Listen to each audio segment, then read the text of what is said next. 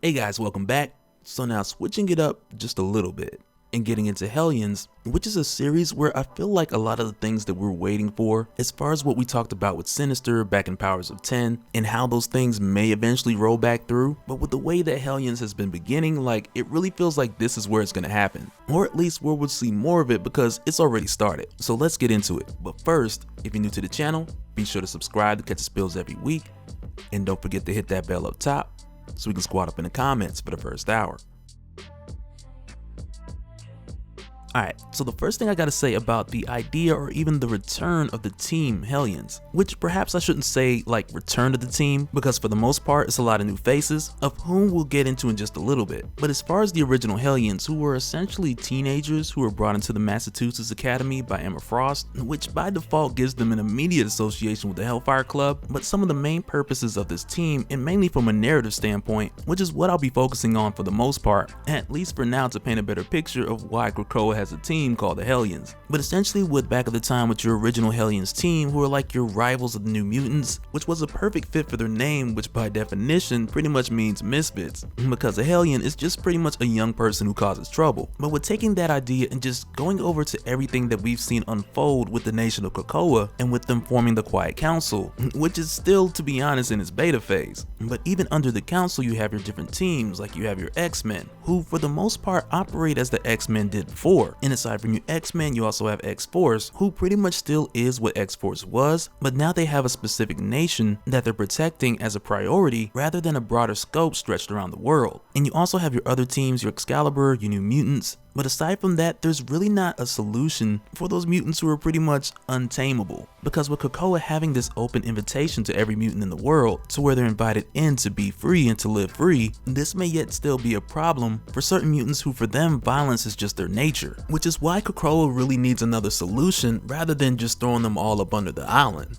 And this is kind of what we start to see the narrative lean into, when a group of the heroes are chasing down the Hellfire Cult, which to be clear is in no association with the Hellfire Club or the Hellfire Trading Company, but rather they're an anti-mutant group who we'll get into a bit more about shortly. But it's here where the heroes catch the Hellfire Cult buying military grade weapons on the anniversary of the Mutant Massacre, and with doing so it almost seems like they want to celebrate the last one by pretty much having another one, which is something I like that Havoc actually points out. But when he does mention this to Nightcrawler and they secure one of the vans, which is loaded with weapons, the van is then hit with an RPG, but with Havoc still alive, he goes in on the Hellfire Cult members who come to check on him. But just before Havoc busts this dude's head open like a watermelon with too many rubber bands on it, Logan is able to stop him and the others make their way there just in time to neutralize the situation and help these guys out. But the biggest thing to pay attention to at this moment, it's mainly the way that Alex lost his temper so quickly and so extremely, which isn't really too far of a stretch for him, like we've seen before in our talks about X-Men Blue. But for Alex, even still, without any outside influence, he's usually the type to have been on that level for some time before being that extreme. But from here we jump over to a meeting with the Quiet Council, to where they're making their attempts to come to a solution for the exact same issue that I'd mentioned not long earlier. And the reason why this resolve is being brought to the forefront right now, it's mainly because there's been a spike within specific mutants who have been pushing the envelope as far as peace or abiding by the few laws that are in place here in Krakoa. And with them all here lined up to see the Quiet Council, it's strange in itself, even with some of them causing previous troubles like Wildchild. But on top of that, all of them being recent offenders, which once again lines them all up in this moment before the judgment of the Quiet Council, which is pretty peculiar timing. But amongst everyone here, just to give you a run through, in the front you have Manuel De La Roca, also known as Empath, and his powers are exactly what it sounds like, because he can manipulate emotions to nudge and influence others in whatever directions he pleases, which appears like what he's been doing recently in Krakoa just for his own amusement, which is also why he's been brought before the Quiet Council. But I'd even go further to say that his actions are a bit more intentional and strategic, with using his powers on specific people at this specific time for a specific reason, which is something that we have seen him do before, whether to Amara or to Magneto, which is something that really boosts my suspicion in this scenario. And because of that, I can only imagine what magic would do to him and get away with doing to him, as long as it's off soil from Krakoa, with her being a captain and having certain immunities within the field. But all in all, I just say that to express my suspicions on Empath.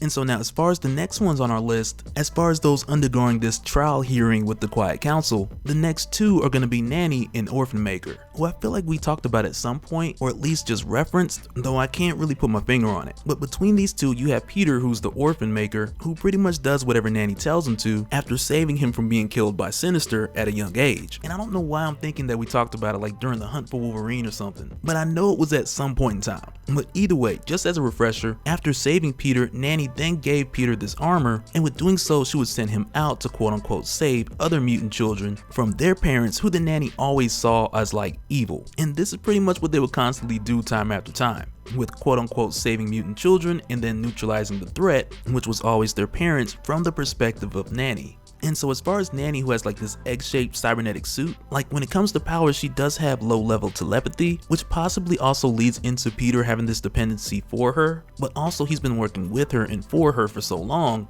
that that's possibly a factor with time as well too. So in modern day, in Krakoa, where he throws this fit asking for his nanny, which is something I also blame on Empath, but when he does this, they of course get them back together and Peter calms down. And so now next up we got John Greycrow, who I'm very certain we haven't talked about, but the main things to know about him at this point is that he's a former member of Sinister's original Marauders team. He has a healing factor, and he can also manipulate technology and machines, which he usually does for the purpose of crafting weapons. But with him being on trial, it's kind of not his fault, but at the same time it absolutely is, because with this day being the anniversary of the Mutant Massacre, which was also known as the Morlock Massacre, with the Marauders making their way into the Morlocks' homes and committing a massacre. Like, I don't know how else to say it. But of course, fast forward to now in Krakoa, which is many years later, and of course a number of people have been resurrected, but even still for good reason, you can see why the Morlocks still can't let this go, which is of course why they confront him on the beach and they hit him up like, yo John, you thought everything was wavy, huh? So they just roll up on him throwing hands, and he probably wasn't even thinking of them at all. But of course, because of the conflict that arose thereof,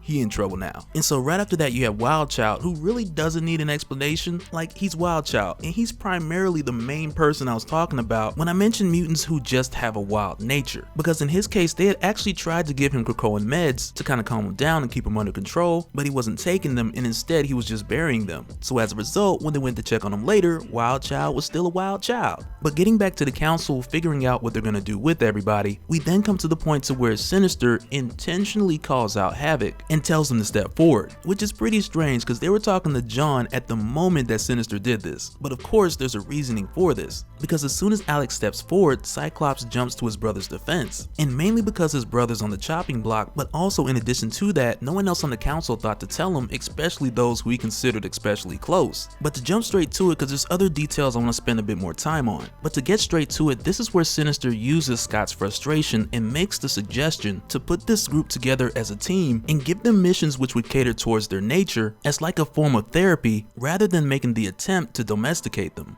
But also with putting them together as a team, their specific purpose would be for them to be called upon when it's time for the mutants to get extra messy.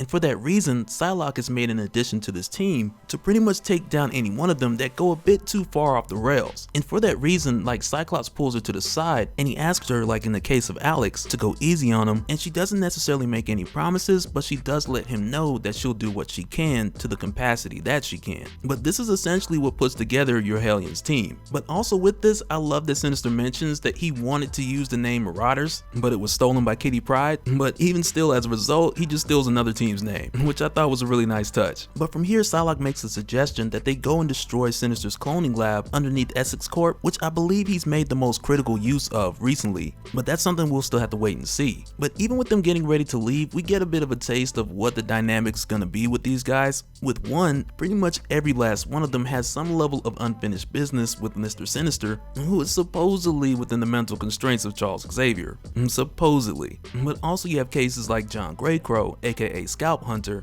who gives Empath this early warning, like, don't try that empath junk on me or you'll be waking up in the birthing pods before you know what happened to you. But also out of this group, and possibly the most questionable history that you guys are thinking of right now, is that between Orphan Maker and Mr. Sinister. And I say that because the history which we had talked about earlier between Orphan Maker and Nanny, that had actually began with Sinister, who at the time Peter was one of Sinister's orphans, who Sinister expressed was getting too out of control, and Sinister was going to destroy him until Nanny came in and actually saved Peter Peter's life, which then started Orphan Maker and Nanny's journey, which we talked about earlier. But even with that in mind, like when Peter steps up to Sinister here, you still notice that Sinister's a bit on edge because he's not exactly sure what's going through Peter's mind at this moment. But essentially this is just a moment where Nanny gives him a bit of a reminder to not to try and use Peter like he did before, given the situation with all of them working together on this team. But then after that, also last but not least, you have the situation with Wild Child and Scalp Hunter. And in this situation it pretty much works, because in the case of Wild Child,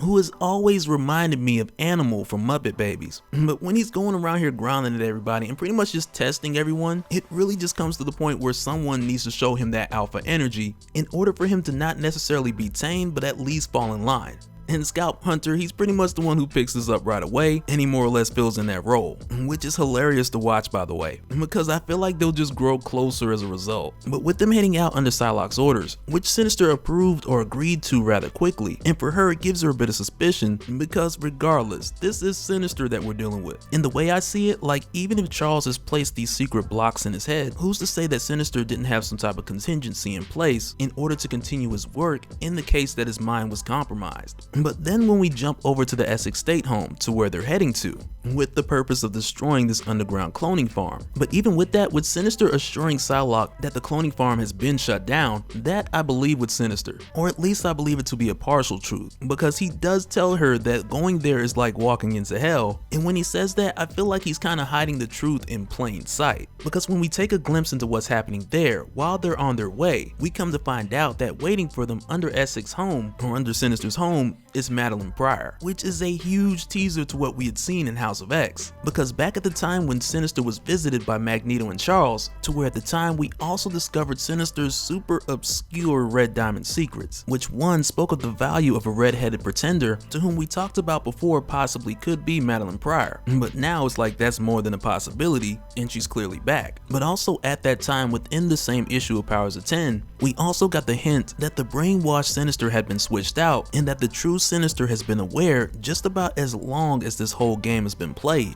And with just those two secrets in mind, 2 out of 10, like those two alone add enough twist or potential twist around the corner to what could potentially be either another betrayal event or a completely different agenda from Sinister that would be completely unexpected, with the real Sinister with all his memories still being out there with a cloning system of his own. But so now real quick, I want to give a shout out to all the Patreons. Thank you guys for all your support, and also a special shout out to all the new Patreons from the month of March: Adam B, Steph G, Bruce D, Christopher RM, Ruben W, and Philip C. Special thanks and welcome to the Patreon squad. But that'll do it for this one, guys. Let me know your thoughts down in the comments below, because I'm curious to hear your guys' thoughts about the start of the new Hellions series. Because for me personally, I like it a lot, and I really feel like it's doing what I thought Fallen Angels was going to do as far as its delivery with the story of Psylocke minus Betsy Braddock, and we may still see that story unfold separately, but with the way things are going now, that may be a slow rollout, but with time, we'll see. But let me know your guys' thoughts down in the comments below. Stay safe, and we'll do it again in the next one. Alright, later.